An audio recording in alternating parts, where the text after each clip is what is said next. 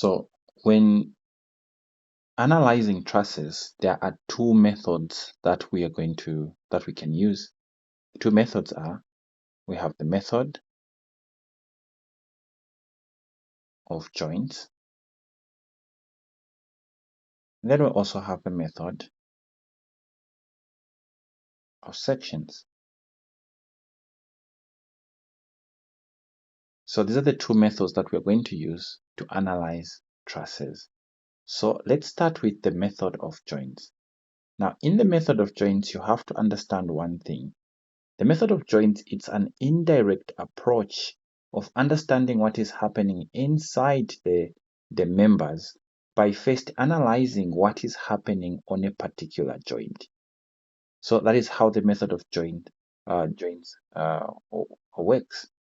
Take, for example, in a scenario where you have two members that are pinned together on top, like this.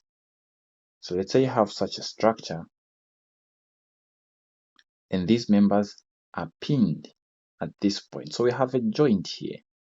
So how does the method of joint look like for something like this? Let's say we have A, B this side, and then C this side. So in this case, you isolate the joint. So this is the joint A. And the question here is, what are these members doing to the joint? So what we know is that in each one of these members, there's going to be an internal force. So we make an assumption. We can either assume the force is pulling the joint, the force in the member is trying to pull the joint along the member like that, or we can also assume that the force along the member is pushing onto the member like that. So I can make such an assumption, but usually when I'm working this one out, I like using assuming that all the forces are pulling the joint outwards like that, away from the joint. But what does it really mean when a member is pulling onto a joint and when a member is pushing onto a joint? What does it signify? So in this case, of course, when I'm working it out, I will assume this state. But to understand what the members are doing on a joint, let's look at one thing. Let's say we have a member like this one, and then here we have a joint, and then here we also have another joint. Then inside we have this member. Now, when describing compression and tension, we pointed out one thing. When the internal forces inside the member are such that they are pulling the particles of the member towards each other like this, we concluded that in such a scenario, then it means that the member is in compression. And in an event that the forces inside the member, the internal forces, are such that they're trying to rip the member apart in this way, then we'll conclude that the member is in tension. Now, away from this scenario, assume you have a spring. Assume you get a spring. And then you pull the spring, stretch the spring, such that one side, this is your hand, then this side, you're also holding on to the same spring. Now here's a question. If this spring is stretched, and initially, let's say this spring initially was something like this. So clearly, this spring has been stretched. Now, your hands in this scenario are demonstrating the joints. And in the method of joints, we want to see what the member is doing to each joint. So when we assume that the forces are pulling the member outwards, are pulling the joint away in that manner, or they're exerting a force that is trying to pull the member in that direction, what does it signify? Well, to understand what it actually implies, take for example this one. We know the spring is stretched. If the spring is stretched, it means that we know the spring is in tension. Now the question is, what is the spring doing to your hand? Take for example, this hand here. What would the spring be doing to your hand? Will the spring be pushing your hand away, Or will the spring be pulling your hand inwards when it is in this state? What do you guys think?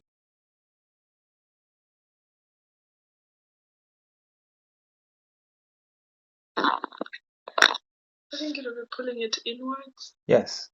When the spring is stretched, we expect that the spring will be pulling this hand, which we're taking as a joint, it will be pulling this hand inwards. So when the spring is in tension, it pulls the joint inwards, meaning even this hand here will experience an inward force when the spring is in tension. Now, what about when the spring is in compression? So let's say initially this is our spring, and then we compress the spring. So let's say this spring has been compressed. So here we have, again, you're holding on to this spring this side, then you're also holding on to the spring this side. So in such a scenario, we know the spring is in compression.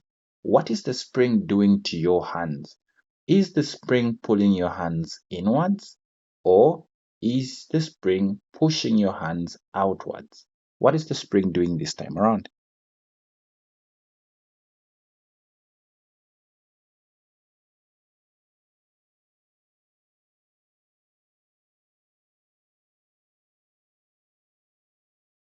Pushing it outward. Yes, so in this case, the spring will be pushing your hands outwards. So again, treating your hand as a joint in this case, we see that when the spring is in compression, the force it exerts on your hand on the joint will be exerted in that direction. What is this leading us into? Well, in the method of joints, if you have a member like this, joined to another member like that, if you pick a joint at any point, say this joint here, and you try to analyze the forces in each member here using the method of joints, the minute you assume the member is pulling the joint away, then you are assuming that the force AB is actually this member. You are assuming the member which created this force was in tension. And when you assume that the force inside the member, let's say AC, was a force such that it was pushing onto the joint like this, then in such a scenario, you are assuming that the member initially, the member AC, was initially in compression. So this is where we're starting from. But in our calculations, I will always assume that the members are pulling the joint away like that. In other words, I will always assume that the members are in tension. This makes it easier for my analysis because when you make an assumption that the member is in tension, when you calculate and you somehow find that the force FAB is actually equal to a negative number, let's say negative x. Since our assumption was tension, it would then imply that, well, the magnitude of the member, yes, the magnitude of the force inside the member will remain x, but the sense we assumed was actually off. So since we guessed tension, it would then mean that it will still be x, but now we'll say it is compression. So present our answer as a positive answer, but the sense will change to compression. But if in our calculations it comes out as a positive value, then it means that our guess that it was in tension was actually correct, and it will remain like that. Okay, so in this question, the saying determine the forces or the force in each member of the truss and state if the members are in tension or compression. So we're going to use this question to just understand or sell the idea that we were giving. And for starters, we're going to just focus on this joint there. So we're going to use the method of joints to determine what is happening inside the member HI and also inside the member HG. So how does it work? So to use the method of joints, you want to start from a point where you know at least one force.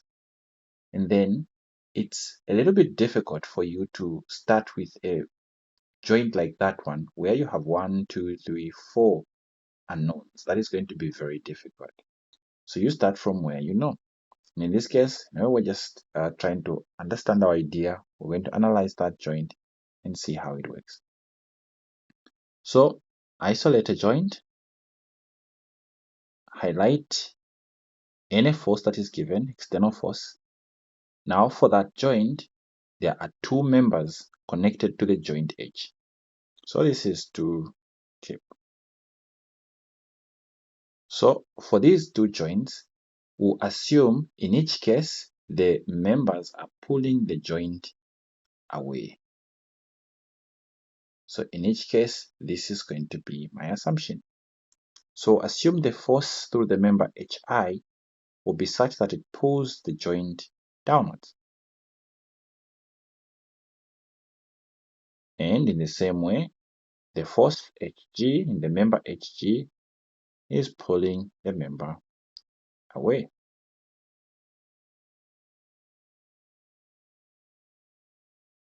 Once you have done that, the next thing that you want to do is, you want to sum forces and equate to 0. In the method of joints, we use this condition of equilibrium to understand what is happening at each joint. So here, if the whole structure is in equilibrium, it follows that any piece, any point, or any part of the structure that we choose to analyze must also be in equilibrium. Based on that, when we isolate the joint H, as long as the whole structure is in equilibrium, even that joint H must also be in equilibrium. So we have isolated the joint H here. Now we're saying since the whole structure is in equilibrium, even the joint H must be in equilibrium. But to sum I wrote sum of moments. For the method of joints, we will not sum moments. Instead, we'll only sum forces. But to sum forces, we're going to sum forces in the x-axis equal to 0. Then we're also going to sum forces in the y-axis and also equate to 0. But to sum these forces, we must express each one of those forces in component form, or we must get the components of each force. The to keep is easy. It's all in the x-axis, so its y component will be 0.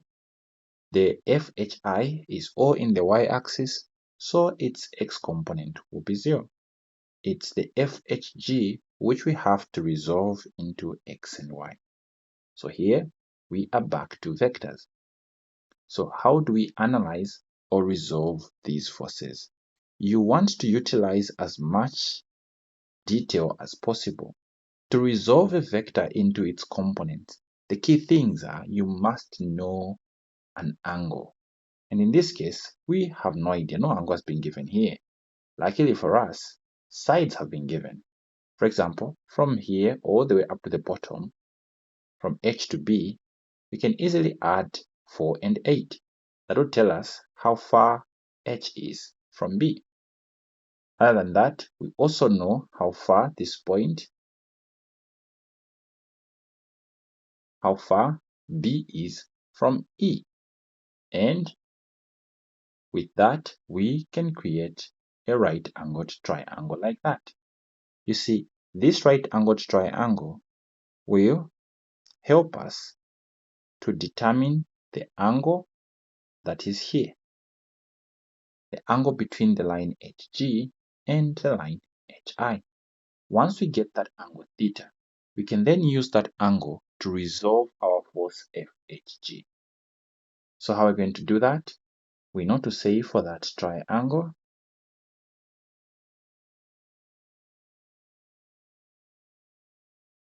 okay, so we have 10 from B to C, 10 C to D, 10 D to E, so the whole thing is 30.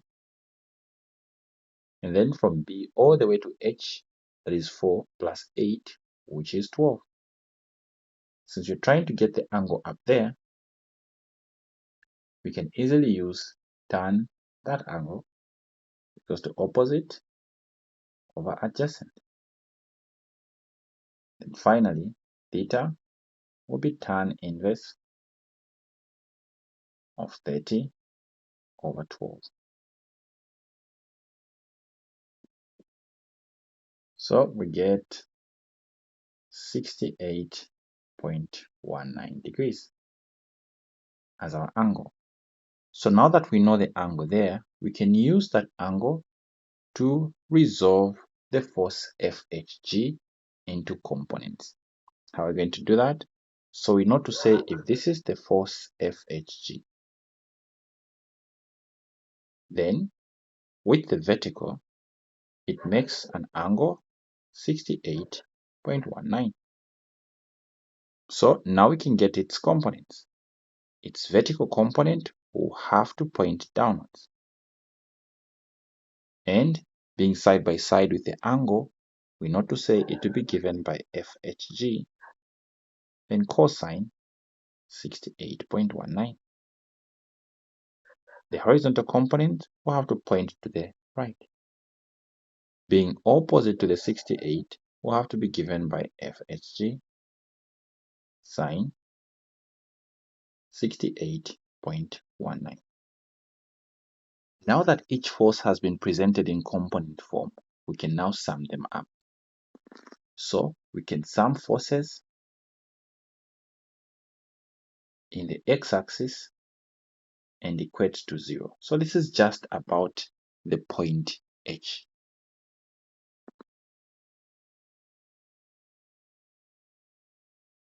So in the x-axis, how many forces are there? So having represented FHG in components, we might as well remove the original one and then say it has its x component. The x component we saw to say that was FHG sine 68.19. And then it also had a vertical component.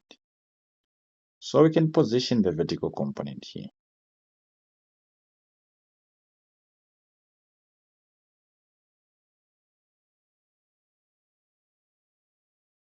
Okay, so since we have all the forces here, we might as well just get this and analyze just this one.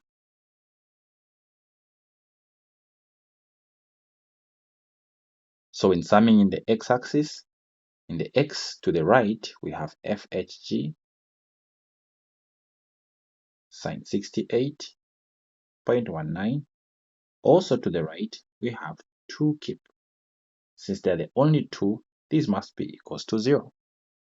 When we simplify, we now have FHG sine 68.19 is equals to 2, or FHG is equals to 2 over sine 68.19. So what is this equal to? Okay, so we have 2.15. Okay, so here FHG has come out as 2.15 kip. Since it has come out as a positive value, FHG, our assumption to say that it was in tension will remain true. So T in the brackets there implies that yes, FHG is indeed in tension. Now let's sum forces in the y-axis and also equate to 0. We see that at that point we only have 2 forces. Okay, so wait, No, look at this one. FHG to the right, positive, sign that. Look at this one, the 2 here. The 2 is also pointing to the right. Because it is pointing to the right, this has to be positive. And when it goes to the left side, to the right side, I mean, it becomes negative. So when we solve this, this has a negative here. This also has a negative here. So when simplifying this, because it has a negative, what does it mean? Is it in tension or compression?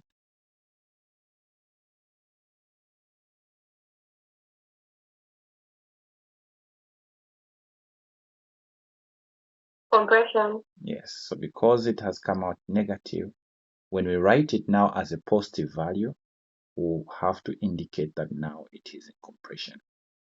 So I hope that negative thing didn't throw you off, but I think it's just this part here.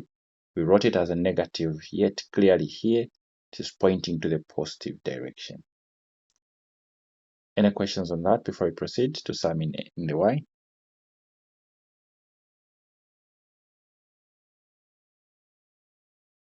Okay, so in the Y there are two forces. FHG also goes downwards, cos 68.19. FH, that was FHI.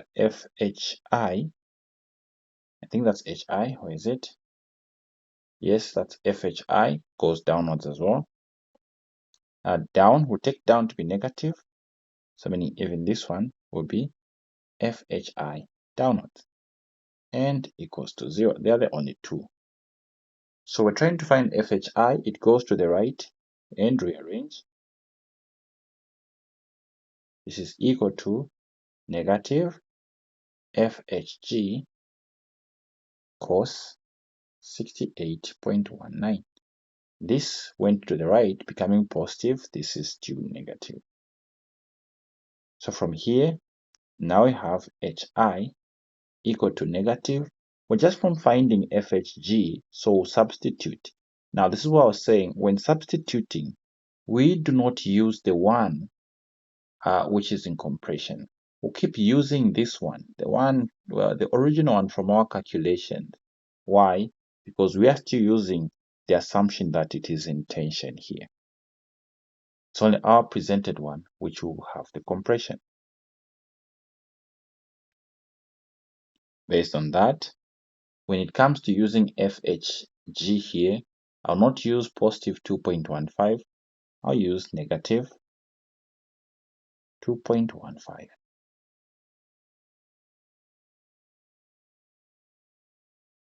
So when solving, the negative and the negative will give us a positive. So we now have 2.15 cos 68.19.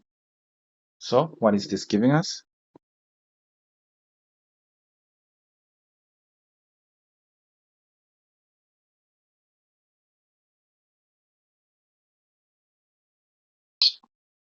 So here we get 0.8 cube. And since this one comes out as a positive value, this is the one that will remain in tension. So in simple terms, this is how the method of joints works. Now, we know the internal force through HI. We also know the internal force through HG. We can now do the whole thing or the same process for the other parts. But what we see is that having sorted out this one and this one, we now want to come to either G or I. But the problem with G and I is that, for example, when you come to I, all you know is HI. How about this one? How about this one? How about this one? How about that? So you see that you have four unknowns. How about a G? You know HG, but then how about this, this, and this? You have three unknowns. That's a little bit too much. Because of that, for such a scenario, you see that if only you could do it at A or at E, it would be better because here you only have two members, AI and AB. So, in other words, it's better to do it at A or at E. We still know this one, we still know that one. So those will remain like that. But our next point, a suitable point, would either be A or E. So, in light of that, we're going to switch and approach it from point A or from point E. But the problem with point A and E is that at each one of these points, we have an external force, an outside force, a reaction force, meaning that if we wanted to use this joint, we would first have to understand what reaction is the ground exerting on that joint. In the same way, what is the effect of this pin at point E? So if we're trying to use A and E, it will mean that first we must understand the support forces that are being exerted at those two joints. This approach would then require us to first label or come up with a free body diagram, and then after a free body diagram, solve or determine the reaction forces at the joints A and E. Even if we don't do for both, at least even just one of them would be enough. So let's say let's set here. So when determining the reaction forces or in coming up with the free body diagram, again, all you need to understand is that if you have a roller, a rocker, there'll only be one reaction and it will always be perpendicular to the surface. So A being a rocker, we'll assume that it only exerts one reaction and it will be perpendicular to the surface. I'll label that as AY. Now, for this case, I will only determine the reaction at A. Look at this. If I know my reaction at A, I can use it at the joint A to understand what is happening through AI and AB. Once I have AI and AB, when I come to the member, to this joint, I already know AB, meaning that I can find BC and BI. And by the time I come to I know this one, I know this and BI, meaning only this and this will be unknown. I will be able to find them. By the time I come to C, I can actually avoid C first and come to G. To G, I'll still have this one I found earlier and this, so meaning I will be able to find this one and this one. So now that these two are known, I can come to C. These three are all known, meaning I'll be able to get this one and this one. Then I'll come to F. With these two known, I'll be able to get F and this one. And finally, when I come to D, I'll be able to get the missing one, which is this. Then I'll be done with all of them. So I hope you've got how it works here. So what I'll try to do here, I'll just try to determine the reactions at point A. I can find at both A and E, but in the approach I'm taking, I'll just determine at point A. To get the reaction at point A, I'll take moments about point E.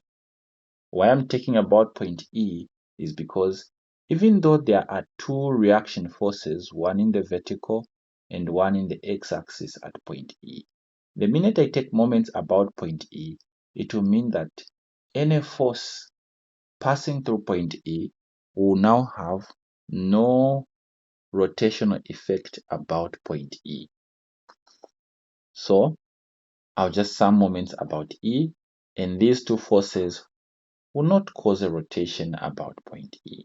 So I only have to worry about AY, this one, this one, this one, and this one. And observe one thing here.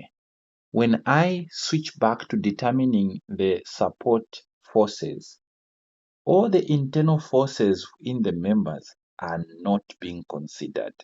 Why? Because the forces inside the members are internal forces. When I am looking at the entire structure, we do not consider internal forces. We only consider external forces.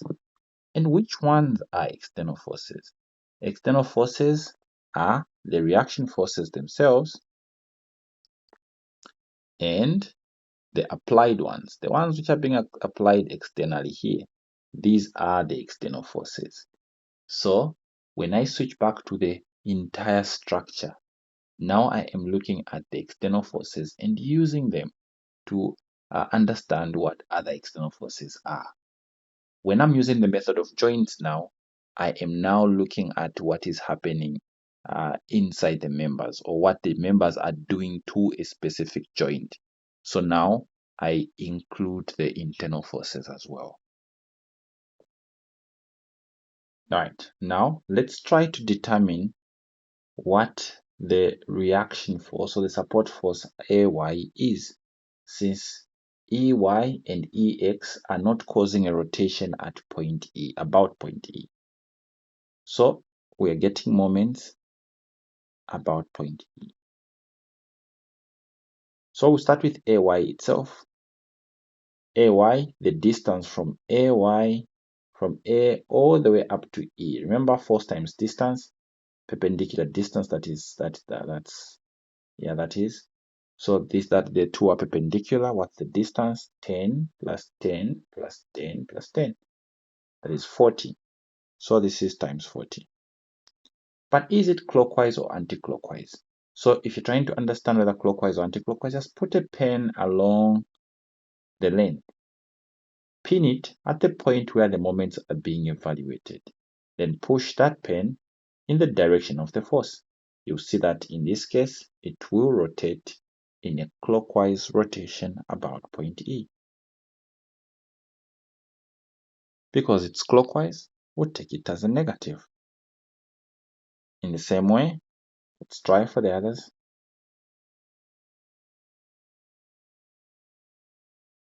So I'll start with the vertical ones first.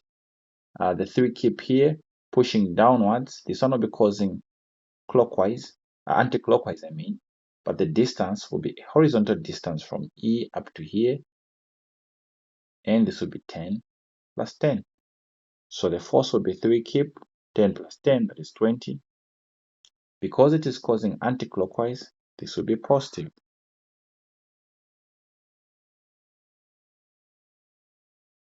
Next, the other 3 keep there. This line of action will also be vertical, going downwards. Distance will be horizontal, so they are perpendicular. This distance will only be 10 keep, and it will also be causing anti-clockwise, so it will be positive as well. So plus 3 multiplying 10. Now we move on to look at the horizontal ones.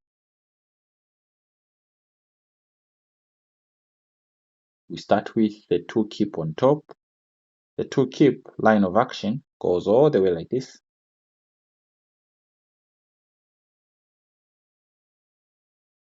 Then the distance, for them to be perpendicular, the force in the distance has to be vertical, so that you have that a perpendicular relationship.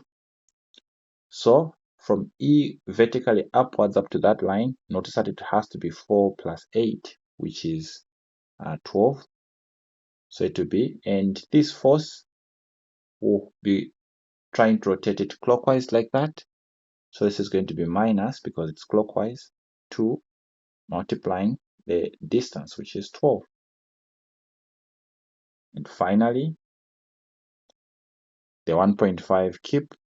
So this also line of action, horizontal.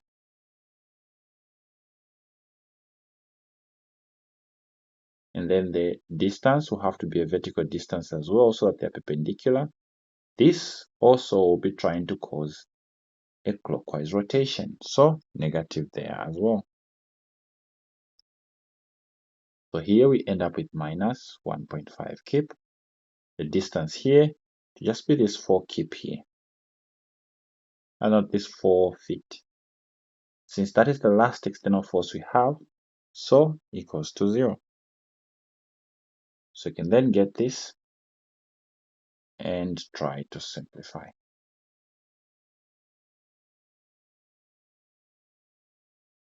So from here, AY can go to the right, So on the right, we're going to have 40 AY. To the right, it will be positive. 3 times 20, this will be 60. 3 times 10, this will be 30. 2 times 12, that will be negative 24. And then 1.5 by 4, that will be 6. So all these have maintained their side. It's the negative AY that has gone to the other side, changing sign. So now we just have to combine these. This is going to be 90. This is going to be minus 30. So 40 AY becomes equal to 60 AY is equals to 60 over 40. 6 over 4, 3 over 2, or 1.5.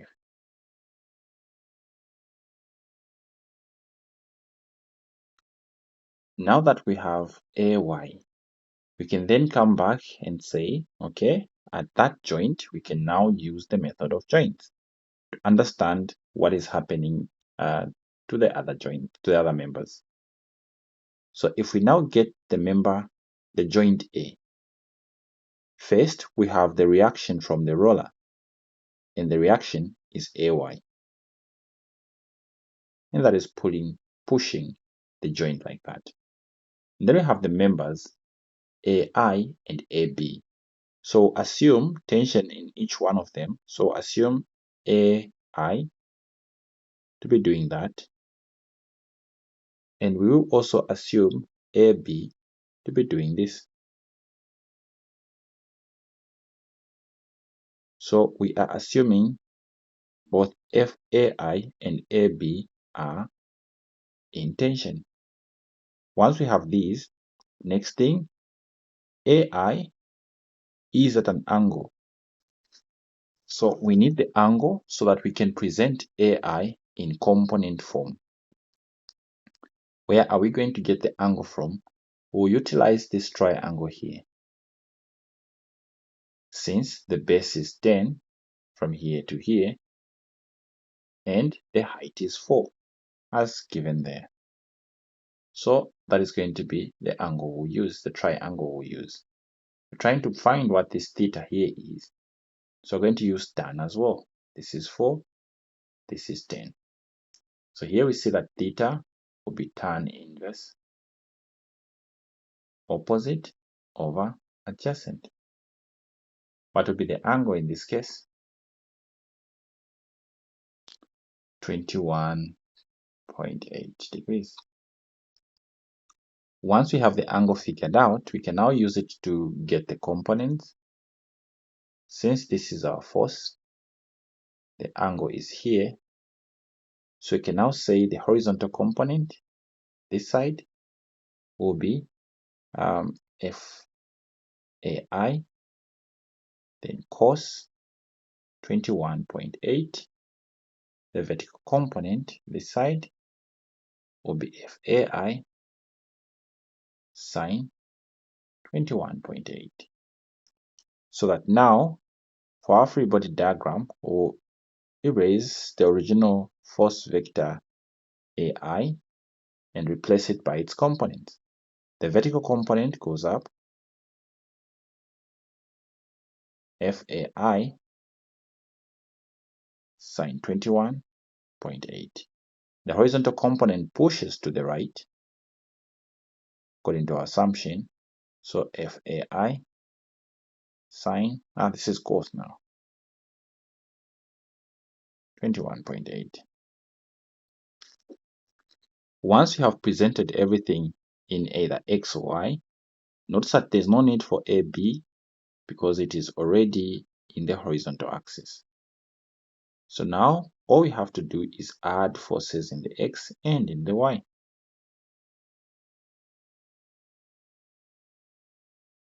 So let's sum forces in the X equal to 0.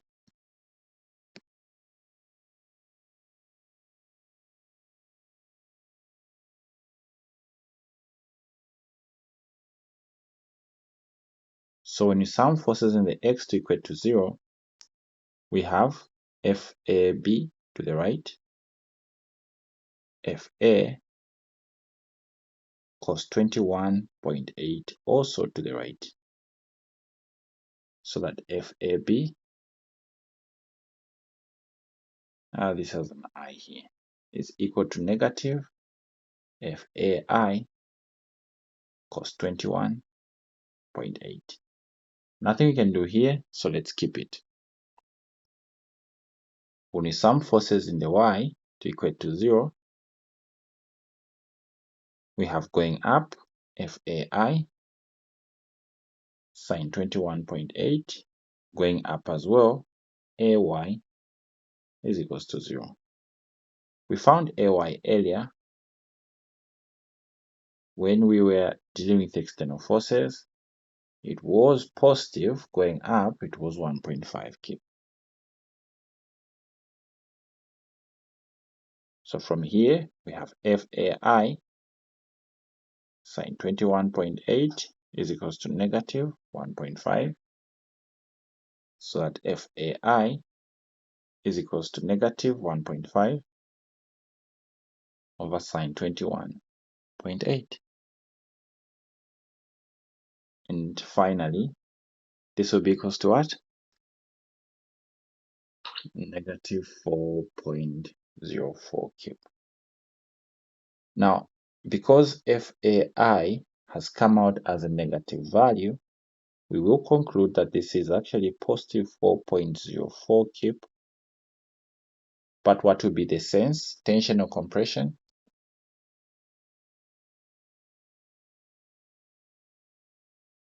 Compression. Compression, nice.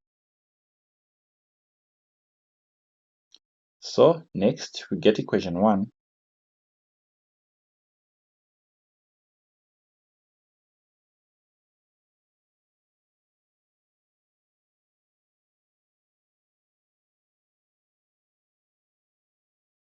Where there's AI, we'll now put, what are we going to put?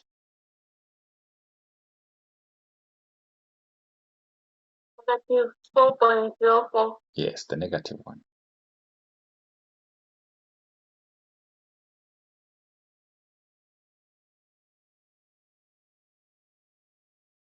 So the negative and negative will make positive.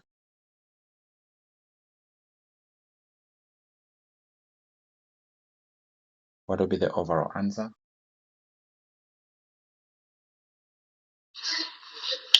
3.75. Okay. And this will be in tension. So we have found AI and AB. So just like that, as I demonstrated earlier, having determined these two, and earlier we found this one and this one, notice that now when we come to B here, it will be easy to get this one and this one. In fact, B is straightforward. We can even get B here. For B, we have BC, pulling BC this side. So I am assuming this is tension. BA, if I do this, I am still assuming BA is tension.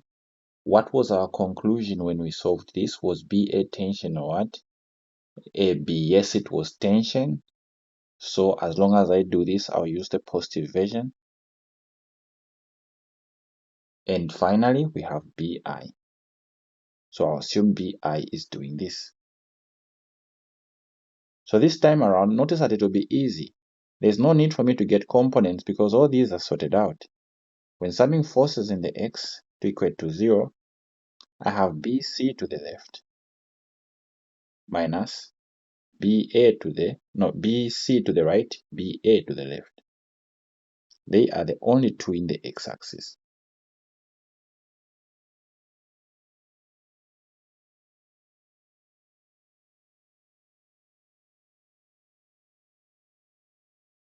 And here, you just want to be very careful.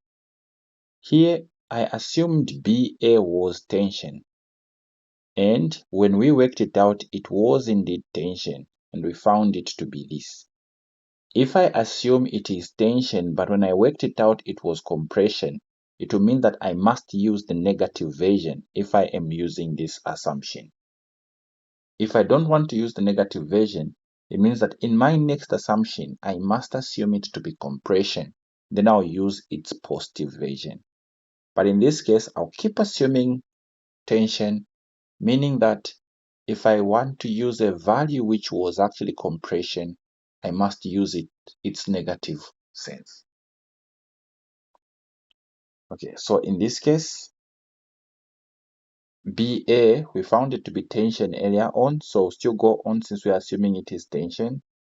BA was found to be 3.75, so BC must be indeed 3.75. So these two have to be equal. But observe this. When we sum forces in the y and equate to 0, how many forces are in the y? Only one. Because we only have one force in the y, it means that this same force must be equals to 0. Guess what? FBI is a zero force member. You have to see that zero force members will be easy to identify. When you look at this whole structure, there is one more force which is a zero force member. Can you look at this line here? Just this bottom part here. Can you identify which other member will show up as a zero force member? Try to observe that.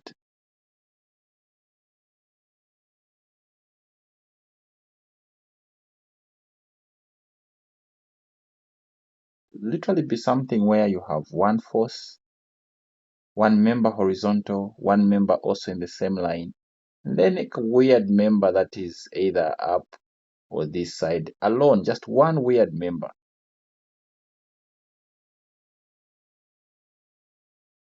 One lonely member if I'm to use that. Do you see the joint which has a zero force member? D. D. Here. Don't you see that this behavior is actually similar to this one here? Yes, yes. Yeah. So DF will also be a zero force member. Okay, so basically from here, you can work out everything else. We know this one, we know this one, we know this one, we know this one. Meaning, when you come to I here, it's easy to get this one and this one as well. And then you can come to C next, get this, not C. From I, you go to G, so that you get this and this. Then you come to C, so that you get this and this. Then you come to F, so that you get this and this. Then you come to D, and you're done.